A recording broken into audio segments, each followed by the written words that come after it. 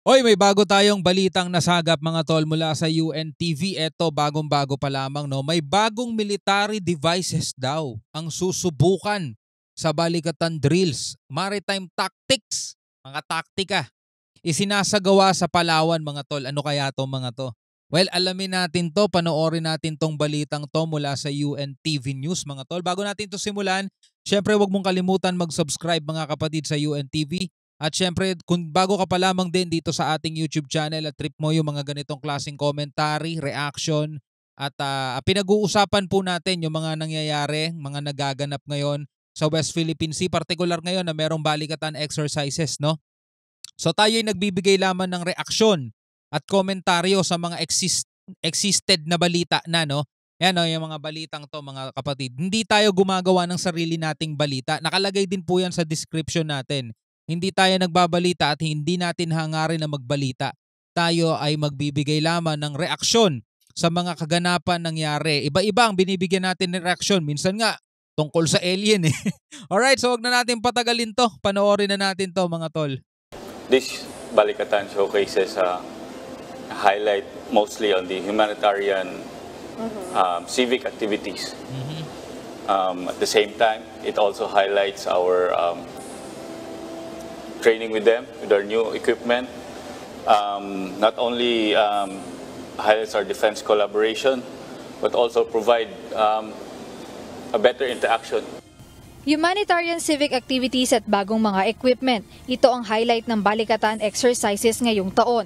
Ayon kay Lieutenant Colonel John Paul Salgado, Public Affairs Office Assistant Chief ng Armed Forces of the Philippines, bukod nga sa matagal ng alyansa ng Estados Unidos at ng Pilipinas, sentro rin ngayong taon ang mas magandang ugnayan at iba't ibang proyekto sa mga komunidad sa bansa.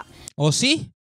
Ano ngayon yung mga sinisigaw ng mga nagrarally sa kalsada na itong mga balikatan exercises daw ay rehearsal for war? Diba? Hindi lang naman nakatutok to sa pakikipaggera Diba? Ito may mga ganitong katulad nitong humanitarian civic exercises, syempre. Pero syempre kasama na rin na pinag-iensayuhan nila mga tol kung paano magre-response if ever na magkaroon nga ng mga kaguluhan. Kasi sundalo sila Alangan na pag biglang nagkaroon ng kaguluhan, nagpapanik sila, di nila alam ang gagawin nila. Mas mabuti nang handa sila, di ba? Dapat unawain kasi natin yon mga tol. Ang mga sundalo nandiyan dyan para ipagtanggol o depensahan ng ating bansa sa lahat ng klase ng banta. Di ba? Internal man yan o external, nandiyan dyan ng AFP, Navy natin para protektahan ng ating bansa. Diba? So kung nagkakaroon sila ng mga ganitong exercises mga tol, ito ay bilang paghahanda para manatili silang prepared, manatili silang handa o manatili silang ready na ipagtanggol ang ating bansa kapag may mga insidente na katulad halimbawa may mga pananakop, may mga ganyan, may mga atake ng terorista. Di ba yung mga ganong mga bagay, alam nila kung paano sila magre-responde. Sinabi naman ni United States Marine Lieutenant Colonel Brian Black, US Balikatan Public Affairs Officers, may mga community engagement silang ginagawa na nakatutulong din sa mga komunidad dito. Where Armed Forces of the Philippines and U.S. service members are doing things like building schools, community health centers. We're going out and doing cooperative medical engagements with the community. Paliwanag niya na nakabubuo sila ng magandang relasyon, hindi lang sa mga kasama nila sa militar kundi maging sa mga mamamayan na kanilang pinupuntahan. O di ba? Ang ganda pa ng mga nangyayari, ganda pa ng mga kaganapan, di ba? Masyado lang kasing nag-overthink yung mga pro-China O yung iba mga binayaran lang para talagang makisali sa mga rally-rally, no? Init-init sa kalsada, nagbibilad kayo dyan. It's really about making a long-term investment in the relationship between the military and those local communities that we serve. And so it's great to get out there and interact with not just people in uniform, but normal everyday Filipinos. That is one of the highlights about Balikatan, for I will tell you every single U.S. service member.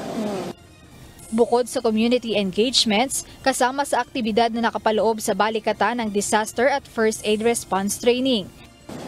O yan din, halimbawa pag may mga kalamidad, di ba? Mareresponde sila, alam naman natin mga tol sa bansa natin, parang normal na lang na sinasalanta tayo ng mga malalakas na bagyo, di ba? One of it, ma'am, is the humanitarian and civic activities, ma'am. Because we are allowing our soldiers, both US and the Philippines, ma'am, to be in the community. So aside from building schools, we also are training them for other responses for disaster, for first response, for first aid. Mayroon ding mga bagong mga kagamitan na masusubukan ngayong Balikatan 2024. Ito inaabangan natin. Ito inaabangan ko eh. Kasi mga tol, di ba nagkaroon nga tayo ng AFP, Military Modernization Program.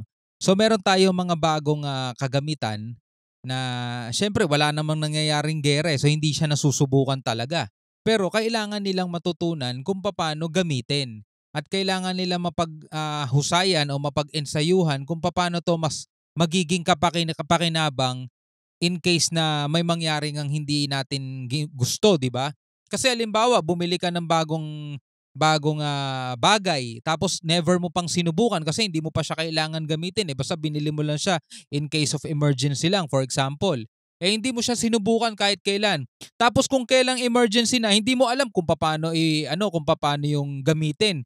Hindi mo na nabasa yung manual, hindi mo na alam kung paano siya gamitin. So magiging wala siyang halaga sa iyo, 'di ba? Kaya kailangan yung mga ganitong exercises para alam nila kung paano paganahin yung isang bagay, 'di ba?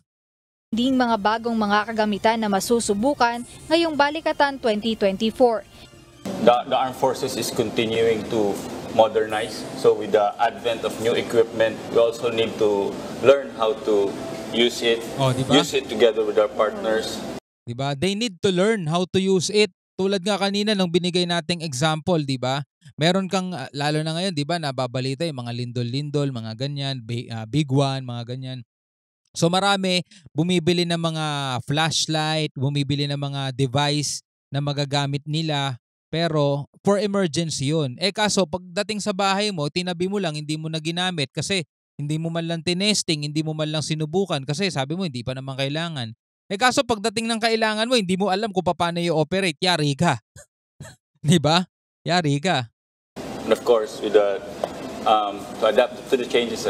Hindi ito ang unang pagkakataon na masusubukan ng AFP ang mga gamit, ngunit ngayong Balikatan ay mas maaral nila ang mga ito. Dagdag pa niya na mas malaki ang sakop ng Balikatan ngayong taon kumpara sa mga nauna. Hindi lang kasi sa loob ng kampo magaganap ang mga exercises na kanilang gagawin, kundi sa parte ng Northern Luzon at Palawan din. Yes, probably because of the number of exercises. If previous years we've done the exercises inside camp, like Fort Magsaysay in Crow Valley in Tarlac.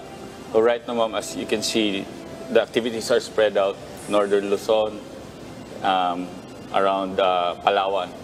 So from the sea to the land, land to the sea, air to the ground. So a lot of different scenarios. Bukod sa puwersa ng US at Pilipinas, lalahok din ng mga sundalo mula sa Australia at France. May kasama palang Australia, no? Kasama pala ang Australia, bansang Australia. Akala ko France, US at saka Pilipinas lang. So ang dami talagang lalahok, mga tol. Biruin mo yan. Pilipinas, lalahok din ng mga sundalo mula sa Australia at France. Sa ngayon ay nagpapatuloy ang ikalawang araw ng Multilateral Maritime Exercise o MME sa pagitan ng AFP, US Indo-Pacific Command at French Navy's Vendôme Frigate sa Palawan. Ang MME ay isang mahalagang bahagi ng Exercise Balikatan 24 kung saan ang mga sasakyang pandagat ng Pilipinas na BRP Davao del Sur at BRP Ramon Alcaraz kasama ang USS Harper's Ferry ng US Navy at Vendôme ng French Navy ay nakikibahagi sa pagpapatuloy ng Division Tactics Drill. Karagdagang highlight din ng mga aktibidad ngayon ay ang cross-deck landing at simulated medical evacuation. Ang Exercise Balikatan ngayong taon ay nagpapakita ng matatag na ugnayan ng Estados Unidos at Pilipinas, gayon din ang lumalagong pakikipagtulungan sa ibang mga bansa gaya ng France. Jed Neresina. At dahil dyan sa mga exercises na yan, tumataas din mga tol yung moral ng ating mga kasundaluhan. Kasi alam nila mga tol, hindi sila talaga may iwan sa ere.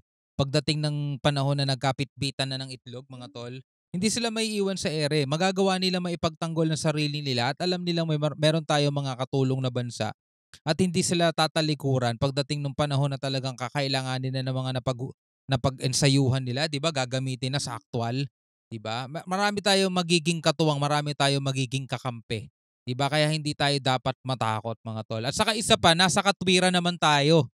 'Di ba? Nasa katarungan tayo kasi meron tayong ipinaglalaban na naaayon sa batas.